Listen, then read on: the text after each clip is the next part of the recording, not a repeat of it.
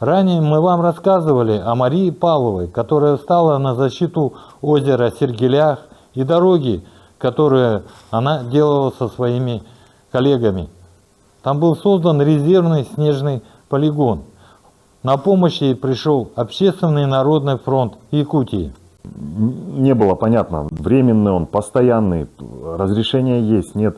В итоге точки над «и» расставлены, снежный полигон на птицефабрике закрыт, снег вывозится на постоянный полигон, что людям можно успокоиться, действительно правду мы нашли. В принципе, о деятельности Якутдорстроя тоже заслушали доклад, есть там ряд вопросов, связанных с финансированием. Появилась ясная картина, в чем проблемы и кто виноват, так сказать, да.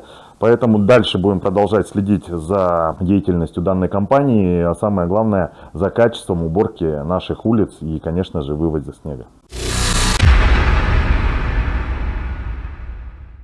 Общественный народный фронт работает по различным направлениям, но главная его задача – помощь конкретным людям.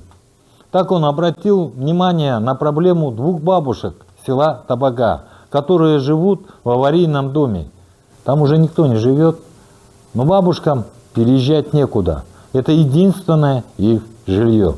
Купила в 2002 году. Тогда более-менее дом был. 2 года тому назад горячая вода. 5 часов утра вышла, тут вода, тут хлынула. Я не знаю, куда бегать, никого рядом нету. Мне очень-очень обидно, что нас перенесли. Народный фронт обращается в прокуратуру города Якутска для того, чтобы защитить права граждан на их благополучное проживание. Благодаря усилиям Народного фронта дело дошло до суда.